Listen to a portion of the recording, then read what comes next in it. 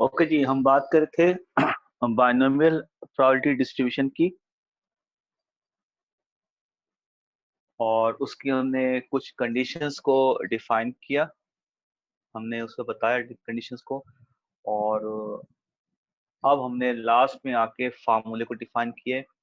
ये फार्मूला आपका है बाइनोमियल प्रोबेबिलिटी डिस्ट्रीब्यूशन का। इसमें आपके पास एक तो स्मॉल एक्स यहाँ पे नजर आ रहा है। तो स्मॉल एक्स का मतलब हो गया आपका जो रैंडम वेरिएबल एक्स है, उसकी जो भी वैल्यू होगी रैंडम वेरिएबल एक्स की, उसको हम स्मॉल एक्स के साथ लिखेंगे। Number of trial, small n का मतलब नंबर ऑफ ट्रायल्स हो गया, आपका एक्सपेरिमेंट कितने टाइम्स परफॉर्म किया जा रहा है। स्मॉल पी का मतलब हो गया सक्सेसिव इवेंट, और टू इवेंट की प्रोबेबिलिटी। तो ये फार्मूला आप वहां पे यूज करेंगे, ऐसे क्वेश्चन के अंदर यूज करेंगे जहां पर ये जो मैंने कंडीशन लिखी है, ये सारी कंडीशन आपको किसी ना किसी तरीके से नजर आ रही है। तो जो मेन निशानी है ना यहाँ पे, ये तो मैंने कंडीशन तो बहुत सारी लिखी हैं। जो मेन निशानी है वो ये है, एन एंड पी।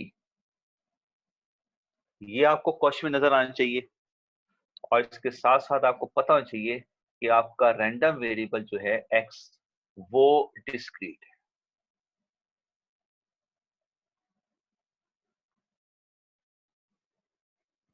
ये दो मेन निशानियां हैं आपके पास बाइनोमियल प्रोबेबिलिटी डिस्ट्रीब्यूशन की। ये दोनों चीज अगर आपको नजर आ जाती ना किसी क्वेश्चन के अंदर, तो आप समझें कि ये आपका जो है बाइनोमियल प्रोबेबिलिटी डिस्ट्रीब्यूशन का क्वेश्चन। ठीक है, अब मैं एक प्रॉब्लम उठाता हूं। ठीक है, उस प्रॉब्लम को पहले तो हम सिंपल वे में सॉल्व करते हैं, मतलब उसमें हम बाइनोमियल को अप्लाई नहीं करते, उसको हम जैसे प्रॉब्लम होगा ना, हम वैसे उसको लिखकर उसको सॉल्व करेंगे।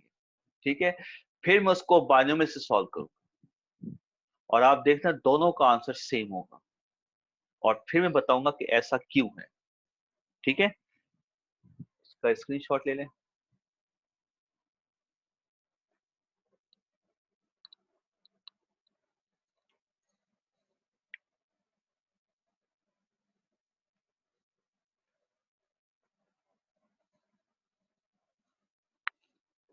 एक छोटा सा प्रॉब्लम उठाते हैं। कंस्ट्रक्ट प्रोबेबिलिटी डिस्ट्रीब्यूशन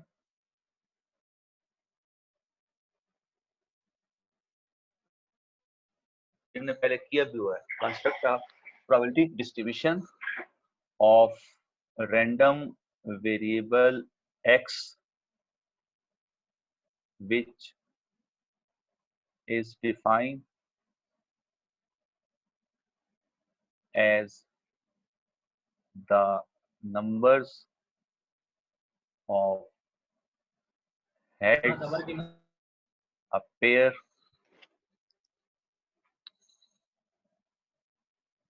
जी क्या कह रहे हैं आप? Number of heads a pair in tossing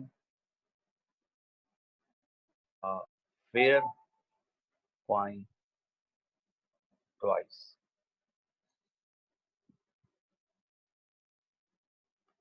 एक फेयर कॉइन को आपने दो दफा टॉस करना है, और उसमें जो नंबर ऑफ हेड अपेयर्स होते हैं वो आपका रैंडम वेरिएबल x है।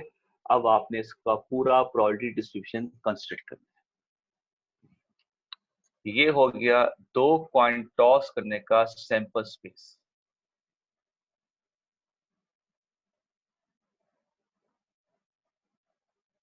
अब इसमें पॉसिबल रैंडम वेरिएबल x जो है वो क्या क्या हो सकता है? 0 हेड, 1 हेड, 2 हेड। अब हम इसका बता देते हैं probability distribution. Excuse me sir. जी जी। सर उस्मान को अंदर ले लें क्लास के अंदर से। अच्छा,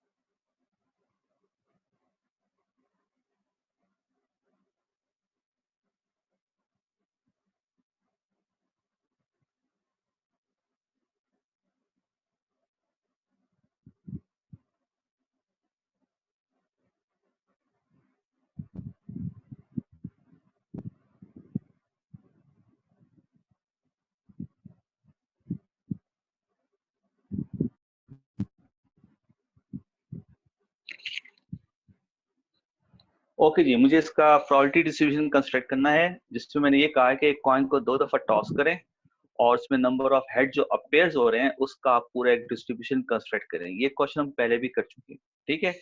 ओके जी, ये आ गया 0 हेड, ये आ गया 1 हेड, ये आ गया 2 हेड। 0 हेड की प्रोबेबिलिटी अगर हम सैम्पल स्पेस में देखें तो 0 हेड इसमें आ रहा है, तो ये 1/4 हो गया। 1 हेड 2 इवेंट्स में आ रहा है, ये 2/4 हो गया, इसको हम 1/2 भी लिख सकते हैं। और 2 हेड जो है वो एक इवेंट है, 1/4 हो गया। ये बन गया आपका प्रोबेबिलिटी डिस्ट्रीब्यूशन। अगर हम इनमें सम ऑफ प्रोबेबिलिटीज करते हैं तो ये आपके पास आ जाएगा 1।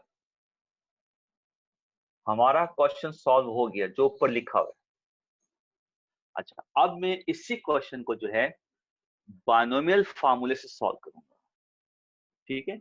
ये मैंने लिखा यहाँ पे बायनोमियल प्रोबेबिलिटी डिस्ट्रीब्यूशन का फार्मूला, x is equal to x NCX P और x और n। अब मैं यही क्वेश्चन इस फॉर्मूले से करूँ।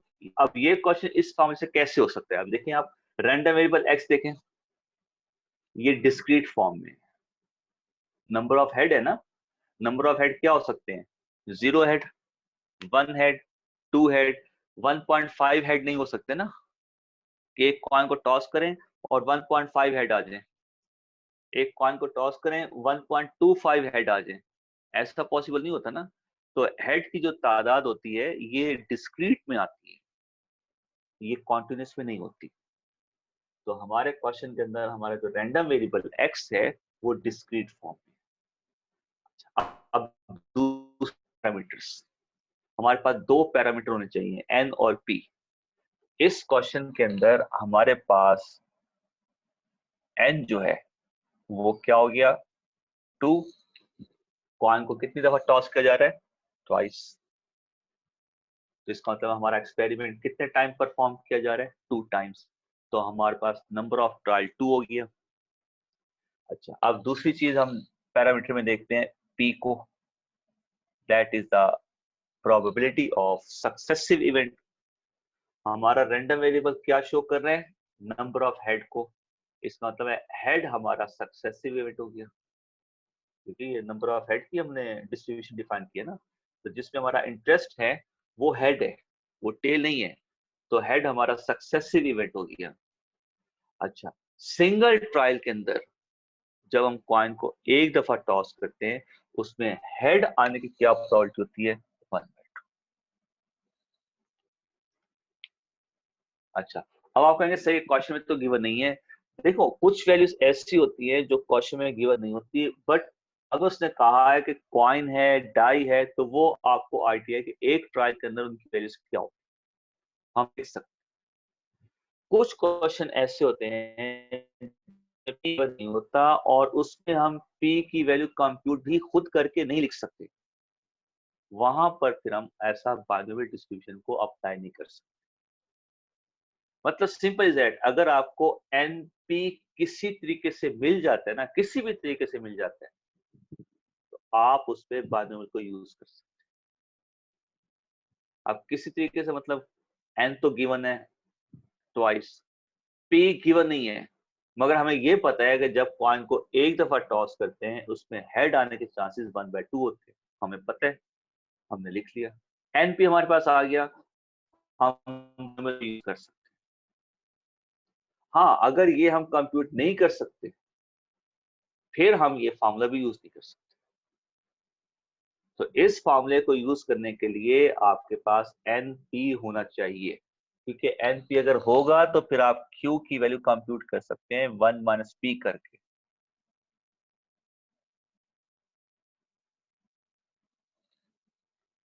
और अगर P नहीं होगा आपके पास तो Q भी नहीं आएगा आपके पास। तो Q निकालने के लिए P का होना लाजमी है,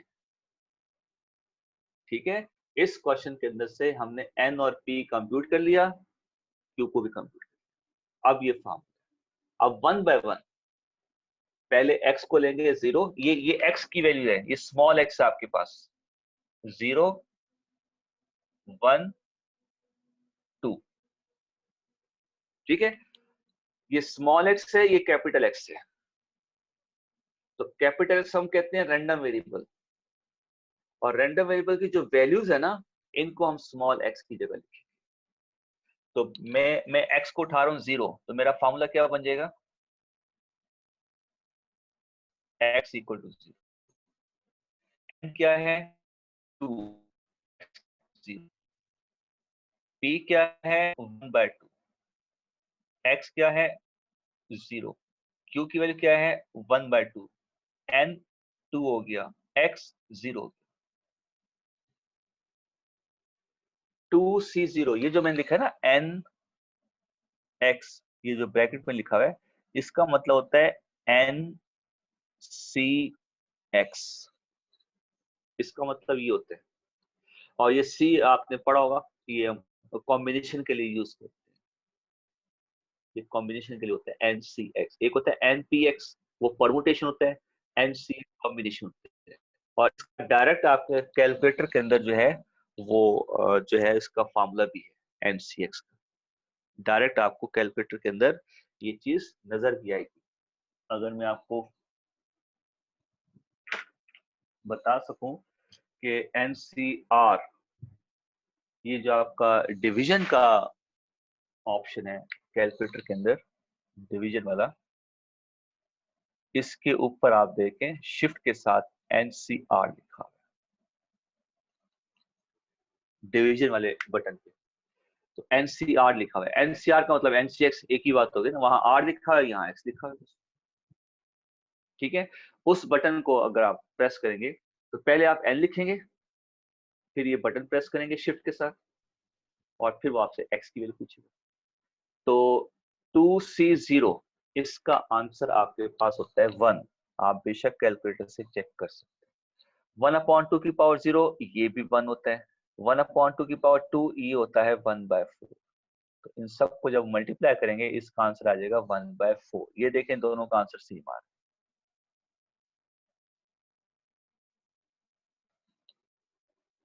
ये भी 1/4 आ रहा है, ये भी 1/4 आ रहा है। अब x की वैल्यू 1, अब हम 1 की प्रोबेबिलिटी निकालते हैं इस फॉर्मूले से। तो आपका x हो गया 1, 2c1 हो गया, यहाँ पर 1/2 की पावर 1 हो गया, 1/2 की पावर 2 माइनस 1 हो गया। 2c1 का आंसर आपके पास 2 होता है, बेशक आप कैलकुलेटर से चेक कर सकते हैं। 1/2 की पावर 1, ये 1/2 आ जाएगा। 1/2 की पावर 1, ये भी 1/2 आ जाएगा। एक 2 आपका कैंसिल हो जाएगा और बच जाएगा 1/2। ये 1/4 आ रहा था, ये 1/2 आ रहा है, ये देखते हैं 1/2 आ रहा है। Same answer. अब हम लेते हैं x को 2, दैट इज 2c2, 1/2 की पावर 2 एंड 1/2 की पावर 2 माइनस 2। 2c2 आंसर आप चेक कर सकते हैं कैलकुलेटर से, इसका आंसर 1 होता है। 1/2 का स्क्वायर, ये 1/4 होता है। 1/2 की पावर 0, ये 1 के इक्वल, तो ये 1/4 आ जाए।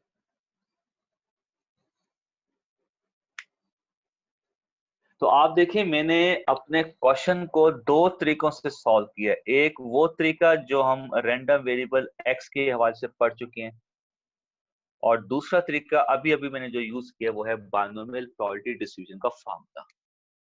तो फार्मूला भी आपको वही आंसर दे रहे हैं जो आंसर आपने सैंपल स्पेस को देख के लिखे थे। तो अब आपको ये यहां से आइडिया हो गया होगा कि अगर आप किसी भी एक्सपेरिमेंट का सैंपल स्पेस डिफाइन नहीं कर सकते, इट डजंट मैटर, आप ये वाला फॉर्मूला यूज करके उनकी प्रोबेबिलिटीज निकाल सकते। ये फॉर्मूला सैंपल स्पेस की जरूरत नहीं है। मैंने इस पूरे फार्मूले के अंदर कहीं पर भी सैंपल स्पेस को यूज नहीं किया। यहां पर सैंपल स्पेस को यूज किया था। जीरो हेड मैंने देखा, यहाँ पे जीरो हेड एक इवेंट आ रहा है, मैंने 1/4 लिखा। 1 हेड 1 हेड 1 हेड 2 इवेंट आ रहे थे, मैंने 2/4 लिखा। 2 हेड, ये 2 हेड आ रहा था, मैंने इसको 1/4 लिखा। तो ये वाली प्रॉपर्टीज मैंने सैंपल स्पेस को देख के लिखी, ये वाली प्रॉपर्टीज हमने फार्मूले से कंप्यूट की, और आप देखें दोनों का आंसर सेम। अब ये आपको आइडिया हो गया कि डिस्ट्रीब्यूशन हम कहाँ पे यूज करते हैं। हम इसको ऐसी जगहों पे यूज करते हैं जहां पर हमारे पास सैंपल स्पेस बनाना मुश्किल हो जाए। जैसे यही यही क्वेश्चन हमारा, मैं यहाँ पे ले लेता हूँ, a fair coin is tossed 10 times. अब क्या करोगे आप? अब बैठ के ये बनाओगे, ये तो बहुत मुश्किल हो जाएगा। मतलब कितने बनेंगे इसके? 2 की पावर 10, आपको याद होगा फॉर्मूला, ये 105 कितने बनेंगे? 2 की पावर 10, 32 का स्क्वायर कितना बनेगा ये? 1024। 1024 इसके इस टाइप के इवेंट्स बनेंगे। अब उनको बनाते बनाते तो पूरा टाइम तो खर्च हो गया आपका। तो फिर हम ऐसी जगह पर, जैसे हम कॉइन को 10 दफा टॉस करें, ऐसी जगहों पे ये वाला फॉर्मूला यूज करके सैंपल स्पेस नहीं बनाते। तो 1000 तो सैंपल स्पेस बनेंगे इसके, तो वो बनाते बनाते आपको कितना टाइम लग जाएगा। तो फिर हम फॉर्मूले की तरफ, मतलब जहां पर सैंपल स्पेस बनाना मुश्किल हो जाए, इम्पॉसिबल हो जाए, बहुत टाइम खर्च हो रहा हो, फिर वहां पर हम अपने डिस्ट्रीब्यूशन को,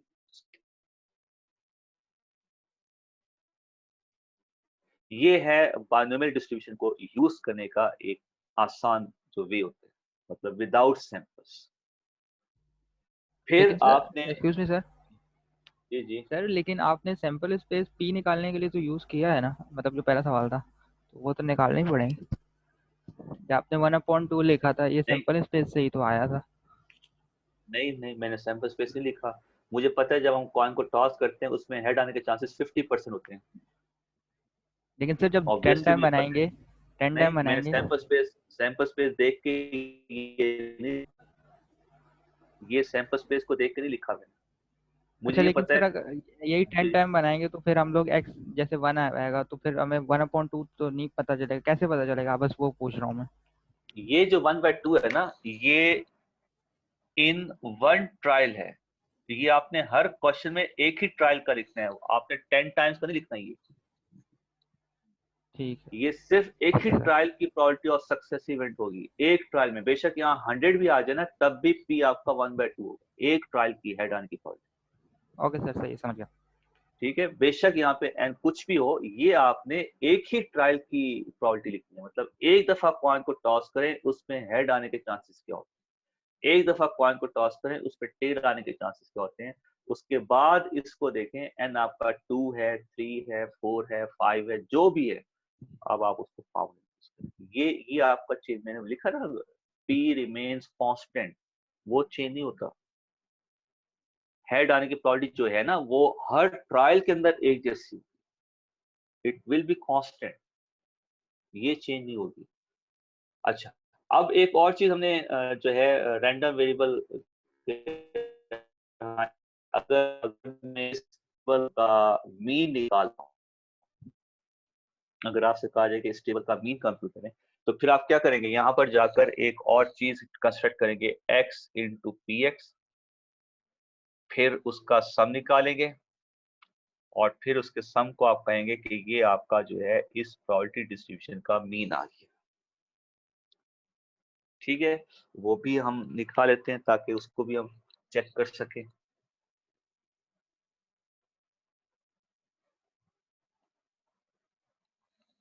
अच्छा, मैंने इसका स्क्रीनशॉट ले लिया, ठीक है, ये मैं यहाँ पे रेस्ट कर रहा हूँ। अच्छा, मुझे अब इस टेबल का मीन निकालना है। तो अब मीन निकालने के लिए क्या करेंगे? अब हम एक और यहाँ पे कॉलम डिफाइन करेंगे, एक्स पी एक्स। अब क्या करेंगे? एक्स की वैल्यू को पी एक्स से मल्टीप्लाई करेंगे, एक्स की वैल्यू को पी एक्स से मल्टीप्लाई करेंगे, एक्स की वैल्यू को पी एक्स से मल्टीप्लाई करेंगे, और इन सबको ऐड कर देंगे, हमारे पास आंसर आ जाएगा 1।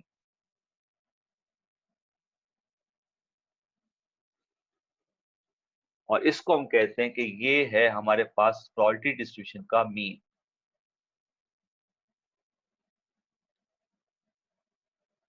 तो मीन आ गया हमारे पास 1 की। अब बायनोमियल का एक और एडवांटेजेस देखें। तो यहाँ पे तो 4 इवेंट्स है ना। अब अगर ये आ जाए 10 टाइम्स तो इसका क्या होता है, यहाँ पे थाउजेंड्स टाइम आप उसको लिखेंगे, फिर थाउजेंड्स टाइम की प्रोबेबिलिटीज को लिखेंगे, फिर थाउजेंड्स टाइम आप उनको मल्टीप्लाई करेंगे, फिर उनकी वैल्यूज को ऐड करेंगे, तब जाके आपके पास इस डिस्ट्रीब्यूशन का मीन आए। बायनोमियल कहता है कि आपने अगर बायनोमियल डिस्ट्रीब्यूशन का मीन निकालना है तो आप सिर्फ उनके दोनों पैरामीटर्स मल्टीप्लाई करें। आपके क्वेश्चन के 2 पैरामीटर हैं, कौन कौन से? एक है पैरामीटर आपके पास n2 और दूसरा पैरामीटर p है 1/2। बायनोमियल डिस्ट्रीब्यूशन ये कहता है कि आप इन दोनों को मल्टीप्लाई करते हैं, आपके पास आंसर है।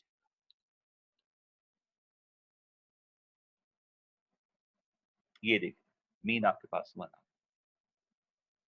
यहाँ पे भी बना रखा। तो ये बायनोमियल प्रोबेबिलिटी एक और आपके पास जो है फायदा हो गया कि आपको जो है अगर उसका मीन कंप्यूट करना है, आप सिर्फ उनके पैरामीटर्स को मल्टीप्लाई कर दो, आपके पास पूरे डिस्ट्रीब्यूशन का मीन आ जाएगा। आपको ये काम भी नहीं करना पड़ेगा मल्टीप्लिकेशन, आपको इनको ऐड भी नहीं करना पड़ेगा, आप सिर्फ इनको मल्टीप्लाई कर दो।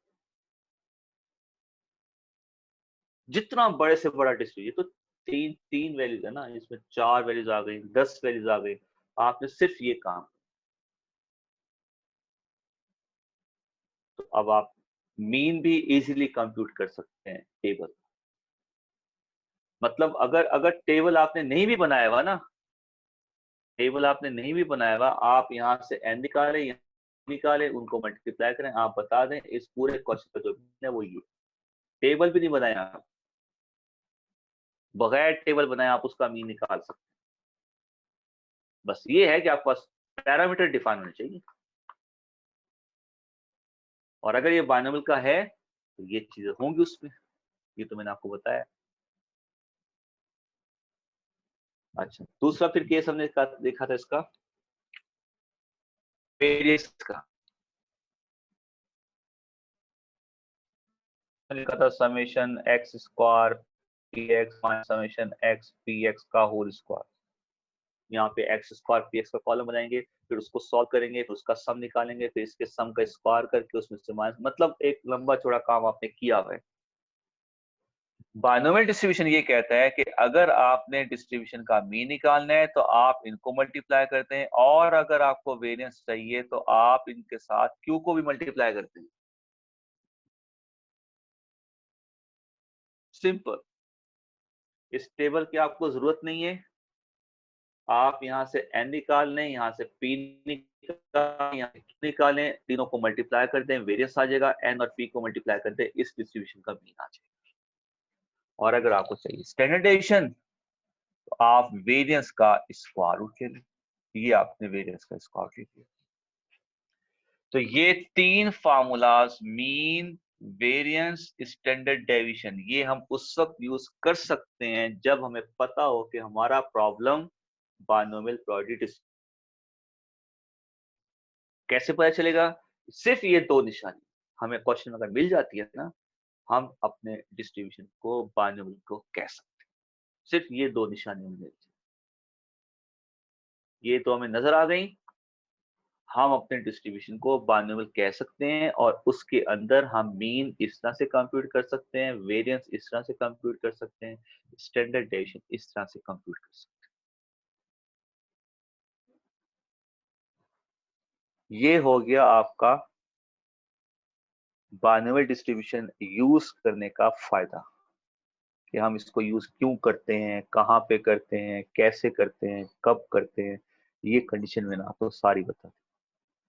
अब हम एक बाकायदा एक और प्रॉब्लम उठाते हैं और कंप्लीट सॉल्व करते हैं। पहले कंप्लीट बनाते हैं उसका, और फिर उसका बायनोमियल को देखते हैं, और फिर उसका मीन निकालते हैं, फिर उसका वेरिएंस निकालते हैं, फिर उसका स्टैंडर्ड डेविएशन निकालते हैं, और इसी तरीके से फिर बाइनोमियल के थ्रू उसका मीन वेरिएंस स्टैंडर्ड डेविएशन निकालेंगे और देखेंगे उनके आंसर हमारे पास एक जैसे।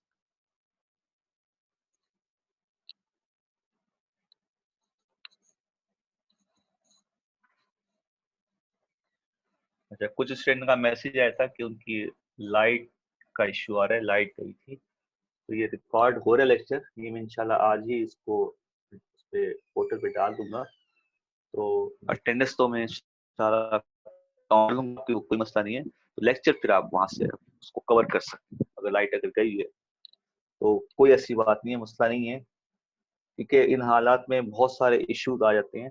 कभी नेट का इशू आ जाता है, कभी लाइट का इशू आ जाता है।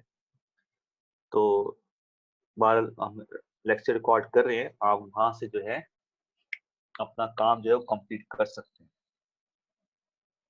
ओके, ये एक और मैं एग्जांपल आपके सामने डिफाइन कर रहा हूँ। अ bag contains 4 red and 5 green balls.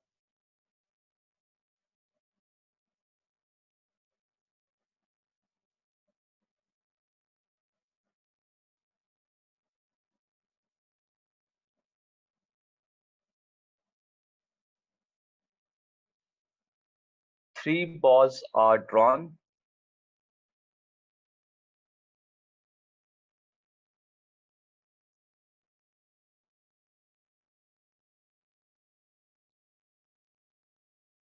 with replacement.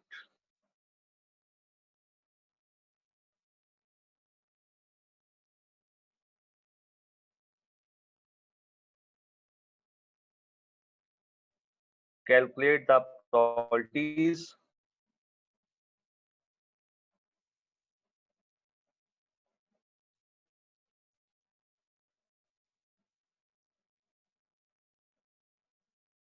of all possible values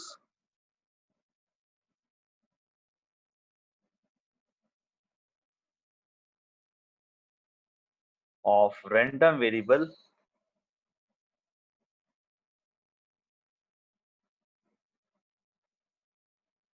that is defined as number of red balls.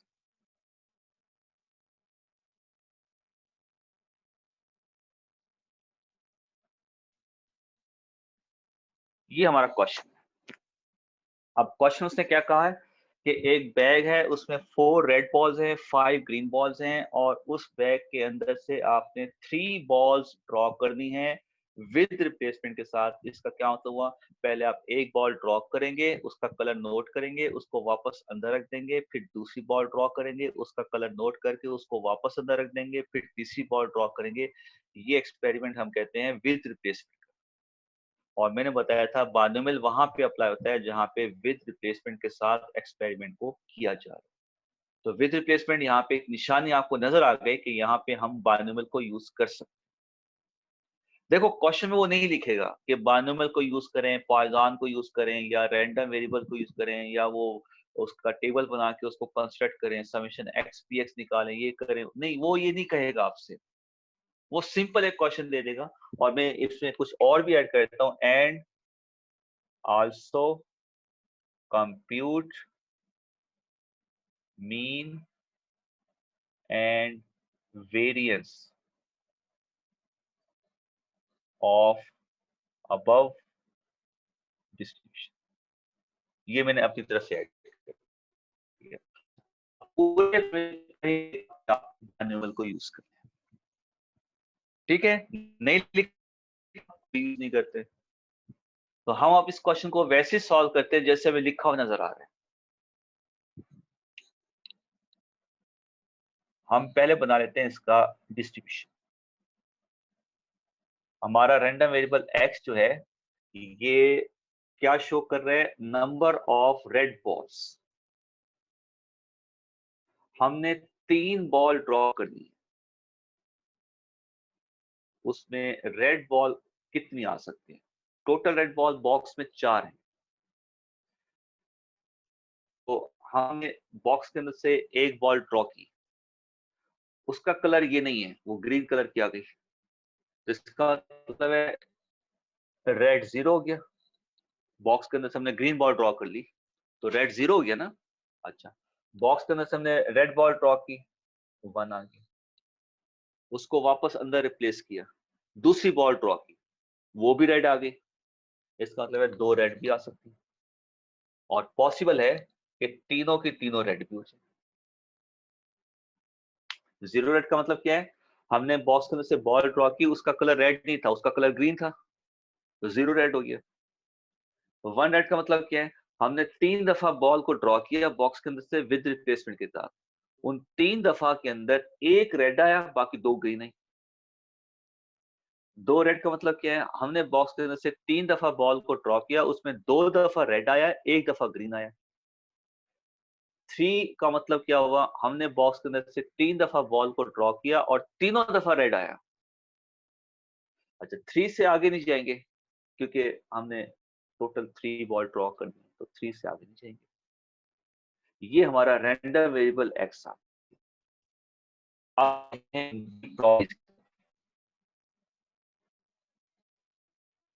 अच्छा, 0 रेड बॉल मुझे ड्रॉ करनी है। 0 रेड बॉल ड्रॉ करने की मुझे प्रोबेबिलिटी कंप्यूट करनी है।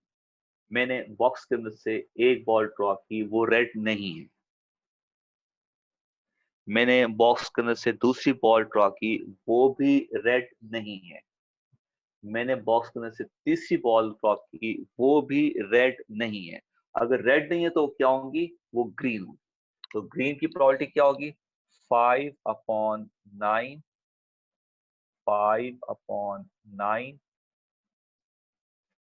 अपॉन 9। पहली बॉल ड्रॉ की, वो ग्रीन है। दूसरी बॉल ड्रॉ की, वो ग्रीन है। तीसरी बॉल ड्रॉ की, वो भी ग्रीन है। 0 ग्रीन, 0 रेड का मतलब ये भी ग्रीन है, ये भी ग्रीन है, ये भी ग्रीन। सर हम अब ग्रीन बॉल टोटल निकाल तो तीन, सर हम निकाल तो 3 बॉल ही सकते हैं, तो हमने 5/9 क्यों किया सर? अब ये देखे ना, अगर मुझे ग्रीन बॉल बॉक्स के अंदर से निकालना है, बैक के अंदर से ग्रीन बॉल ड्रॉ करनी है, उसकी प्रोबेबिलिटी क्या होगी? 5 upon total balls, total sample space लिखते हैं ठीक हो ना, गया, NS। ठीक हो गया, सही हो गया, ठीक हो गया। 5/9। ये फर्स्ट बॉल की प्रोबेबिलिटी हो गई जो रेड नहीं है, ये सेकंड बॉल की प्रोबेबिलिटी हो गई जो रेड नहीं है, ये थर्ड बॉल की प्रोबेबिलिटी हो गई जो रेड नहीं है। विद रिप्लेसमेंट है तो हमारे पास टोटल बॉल 9 ही रहेंगे, क्योंकि हम एक बॉल ड्रॉ करके वापस उसको अंदर रख रहे हैं। तो नीचे 9 आएगा टोटल सैंपल स्पेस, और ऊपर हमारा जो इवेंट है उसके नंबर्स आएंगे। जैसे ग्रीन है तो ऊपर ग्रीन बॉल्स की तादाद आएगी। इसको जब आप मल्टीप्लाई करेंगे आपस में, तो इसका आंसर आपके पास कुछ आ जाएगा पॉइंट्स की फॉर्म में। 5 5 5 ये हो जाएगा 1 to 5, और अपॉन में आ जाएगा 7 to 9। 9 का क्यूब 7 to 9 हो गया। ये आ गई 0 हेड की प्रोबेबिलिटी, वो सॉरी 0 रेड बॉल की प्रोबेबिलिटी। थोड़ा मुश्किल है ना, प्रोबेबिलिटी निकालना थोड़ा मुश्किल हो गया। हम अब इसी क्वेश्चन को बायनोमियल से सॉल्व करेंगे, वो मुश्किल नहीं होगा। ये थोड़ा मुश्किल हो रहा है क्योंकि प्रोबेबिलिटी तो मुश्किल होती है, जाहिर सी बात है। ओके, अब हमने 1 रेड बॉल की प्रोबेबिलिटी निकाली। हमने पहली बॉल ड्रॉ की, वो रेड आ गई, 4/9। हमने दूसरी बॉल ड्रॉ की, वो रेड नहीं होगी, तीसरी भी रेड नहीं होगी। 1 red, 2 are not red. First is not red, second is red, third is not red. इसमें भी एक बॉल रेड है, इसमें भी एक बॉल रेड है। First is not red, second is not red, third is red. तो एक रेड बॉल के 3 आंसर आएंगे। पहली रेड है, बाकी 2 रेड नहीं है। पहली रेड नहीं है, दूसरी रेड है, तीसरी रेड नहीं है। पहली रेड नहीं है, दूसरी भी रेड नहीं है, तीसरी रेड है। इन तीनों के आंसर निकाल के आपस में मल्टीप्लाई करके इन सबको ऐड कर, ये आ जाएगी 1 रेड बॉल की प्रोबेबिलिटी। मुश्किल है ना काम? मैं यही बताने की कोशिश कर रहा हूं आपको कि बायनोमियल के बगैर दुनिया कितनी मुश्किल है। बायनोमियल के बगैर काम करना कितना मुश्किल है। और अगर यही क्वेश्चन मैं अभी बायनोमियल से सॉल्व करूंगा ना तो ये सारी चीजें ओके, इसको तीनों को मल्टीप्लाई करें, इन तीनों को मल्टीप्लाई करें, इन तीनों को मल्टीप्लाई आंसर को ऐड करें, इसका आंसर आ जाएगा 300/70।